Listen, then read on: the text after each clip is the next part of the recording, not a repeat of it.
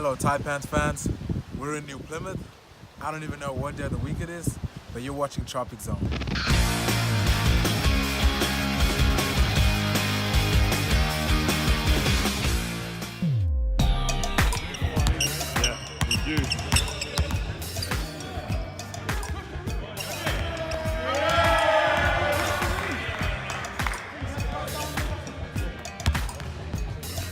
I'm next.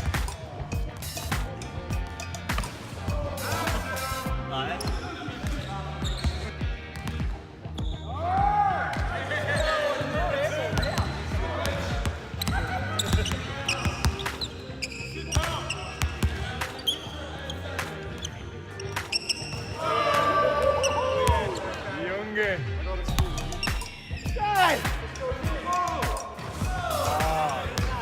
I was true, man. I've been close all season, just really put the effort in today. Yeah, got it done.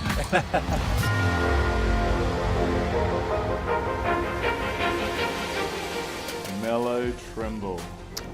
Alex Loughz. Says here. Oh, it says here, Trimble. What's, not Raymond. Nah.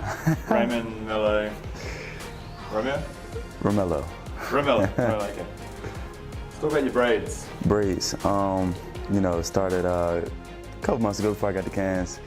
Took it out and decided to let it grow a little bit more before I decided to, have the real thing. And I got my braids done about 2 weeks ago. So since the braids are in, yeah, we've been playing a lot better. So when we did the poster, I said to you before the poster, yeah, make sure to figure out what you're going to do for the season. You did say that. Okay. So we got it sorted now? Yeah, we all sorted now. You happy with that? I'm happy with it. No, very good. What was your earliest memory of playing hoops? Do you remember? Was the first time you remember picking up that ball? Just being outside playing with my friends. I know when I was in middle school, we used to play a little 5-on-5, but I would always, I was kind of pretty good in middle school, so I would play, me and my buddy would play 2-on-5, because no one could beat us. So we played 2-on-5 and just ran the court. So you went to the College of University of Maryland, yep, and all 3 years there before declaring for the draft. So all 3 years you're into the tournament. Right. What was the best season you had in postseason play? I would say probably our best year was my sophomore year. Went to the Sweet 16, had a really good year. We started the season ranked 1 and 2. Yeah. Pretty much ranked, top 5 all year until the end of the year. We lost to Minnesota, a team that was in the lower bottom of the Big Ten, and then moved to the tournament and came up short against Kansas. Yeah. But I feel like we shouldn't have been in that position anyway. Right. But who am I to tell? But it is what it is, and that was probably our best year.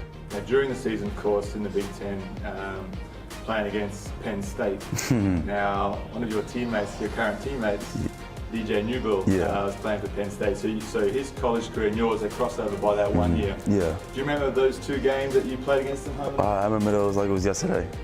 That's how, I was, before I got here and I knew DJ was going to be on my team, I knew that the first thing I was going to bring up was us versus them. How did he feel to get whooped by us, so bad? And just, for, what was their game plan when they played us? Because I don't remember if they even, So the result was, I don't have to remind you, but the result was 2-0. 2-0, for sure. Now, it so happens that I have some stats here. If you just want to take a look at some of the box scores. Box score.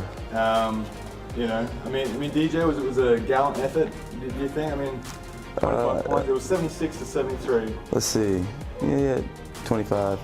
Did he have 4 assists. 4 assists, 1 block, 3 fouls. He did pretty good that game, but it wasn't enough. Did come up short? I think he scored towards the end of the game. You know how the desperation threes? Oh, the garbage time. How many threes? Garbage. Yeah, garbage points. It don't really matter. It was, I think, we only won by 6. Surprisingly, I feel like we were up by 15 almost throughout the whole game. Right. But Penn State was one of those teams. It was like you gotta build energy from within each other, because when we played at Penn State, they had no one there. It was more like a scrimmage. Right. More like that 2-on-5 that you were talking about before. It should have been that. They may have had a chance. But, DJ played well that game. But let's talk about the first time we played Penn State. I don't think he did anything that game. Right. And their former player, John Graham, he played at Penn State. He was DJ's best friend, his roommate. Okay. And they, he didn't play that much at all. And he had revenge when we played him. So when we played him, he had 25 and like 8 boys on DJ's team, and that's his former team. So one of their worst players transferred to our school and played against them, and just had one of the best games of his life. And DJ had a great day. Yeah, he might have been a little nervous. Coming to play at College Park is a little nerve-wracking, especially for Penn State. Every game for them, it's like it's gonna be crowded or not because it's Penn State. All right, Melo. So who's your inspiration in basketball or life? Who do you look up to? Who I look up to? I mean, I guess you could say I look up to my parents. My mom, she's very humble. They're 2 different people. My dad and my mom, 2 different people. My dad's more, just more like one things, things being black and white. Never like see through things. And my mom is more humble. She knows there's an understanding in life, and I look up to them because those are my parents, and I could feel myself kind of relating to both of them. So those are probably the 2 people I look up to. I mean, sports-wise, of course, every great leader in the game, LeBron James, Steph Curry, good people on and off the court, and obviously good players. So you're very chilled and relaxed. Maybe that's your mum's side coming through when you're just in those social things. Definitely. Yeah, definitely my mom's side. My dad, he's a little bit more talkative and outgoing and very friendly. So I mean, I'm friendly, but as far as like chill, laid back, I get that from my mom. Actually, we got a question from a viewer. And I've got it here actually. Just read it out here. It's a viewer, just goes by the name of JK. JK. Yeah, it says if you win the MVP this year, would you sell the car and split the cash with him? Now, when we talk about JK, are we talking about a person that's just kidding, or are we talking about Jared Kenny? It's possibly, in terms of a view, it's probably a Jared Kenny. Well, see, let's talk about Jared Kenny. If he's asking me that question, things would be a lot more easier to answer that question if 2 things. Right. I roomed with them. My first trip here in Australia. My first roommate. On the road. Hey JK, how you doing? My name's Melo. About to go to sleep. Yeah. 10 minutes in, lights are off, and all I hear is snoring. I'm like, okay, maybe he's really tired. Was the window open? Was there a car on? No, it was him. I'm on my phone because I couldn't sleep, time difference. And I hear him snoring. I said, maybe it's the first night. Couldn't really sleep. Fine, cool. The next day, he's back at it. I'm like, I had to ask him what's wrong. He said, I'm sick. I said, we're going to fix that. I would never be in your roommate again. Okay. Here we are in New Zealand. He's from New Zealand. He's all excited to be here. He's my roommate again. So I'm thinking we're going to have crazy stories. He's going to tell me about New Zealand. He goes to sleep within 5 minutes. Snoring. I didn't let me sleep at all. And he's sleeping really weird, like laying on his back. And I'm wondering if it's like, what's he doing? Because he got the pillows covering. I'm like, wait. He's got a snuggle pillow. He got 2 pillows covering his body. I'm trying to figure out what's going on because, I don't want to see anything, you know what I'm saying? And he's snoring again, so I wake up and I try to see if he's okay, but I didn't want to bother him because the way he was sleeping, I thought he was dead. So I didn't know what was going on. Just let it go. For someone to snore like that when they know you want to get some sleep as a young guy like me, and then to turn around and ask a brazen question, splitting the spoils. So that would be a no. That would be a no for JK. Yeah, no. As you prepare to finish the season strong, shown some really good form lately. Just one main question I guess I have left is, how's your bowling game? My bowling game wouldn't be as good as my video gaming.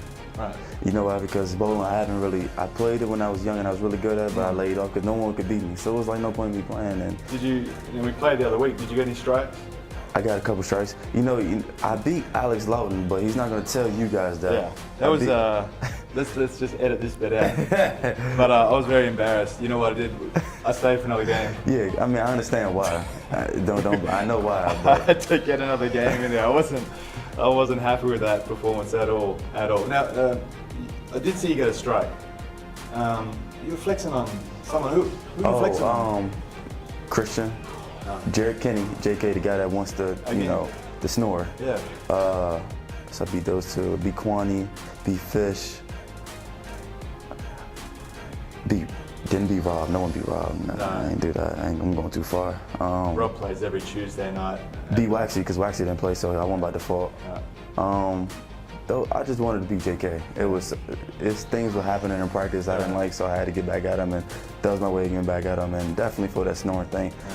you know, we got like 6 more games left, and you know, I got sorted. time to make up something I need to get him back on because that was unacceptable. Yeah, I understand. Trimble, thanks for the chat. Thank you, Alex Loughz.